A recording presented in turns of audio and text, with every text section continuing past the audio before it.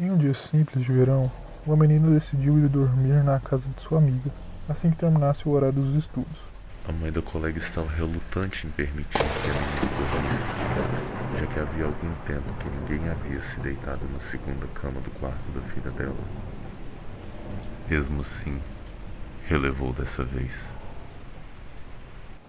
Foi um programa muito proveitoso, até que entre risadas e brincadeiras decidiram se entreter com histórias de terror.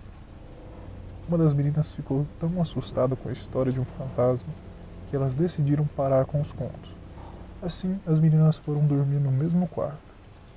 Elas dormiram em camas separadas, já que uma das camas estava livre devido à morte precoce da irmã da menina que morava na casa.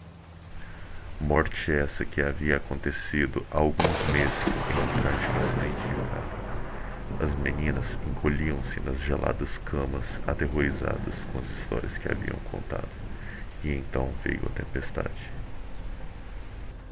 Elas ouviam barulhos assustadores.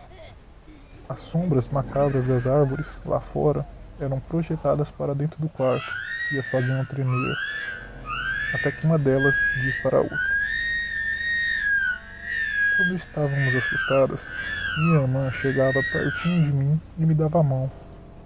Você poderia esticar o braço e me dar a mão também?" Ambas esticaram os braços. As mãos frias e tremosas tentavam se confortar até o sono chegar. O medo parecia desaparecer. Dormiram então. Na manhã seguinte, elas acordaram normalmente. O sol brilhava forte. Nem parecia haver uma tempestade noite passada. No café da manhã, o assunto entre as duas meninas não era outro, senão o medo que passaram até que pegassem no sono. "Que bom que você me deu sua mão na noite passada. Eu estava morrendo de medo", disse uma delas. "Não por isso. Você me ajudou com o meu medo também."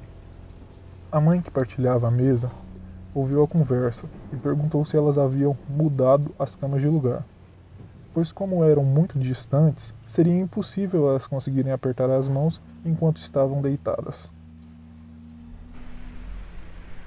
As garotas, tentando buscar alguma explicação, confusas pelo que a mãe disse, foram até o quarto e, sem conseguir dizer uma palavra, descobriram que, por mais que se esforçassem, não conseguiam dar as mãos. Naquela noite de tempestade forte, ao que tudo indica, Não era somente os vivos que estavam com medo.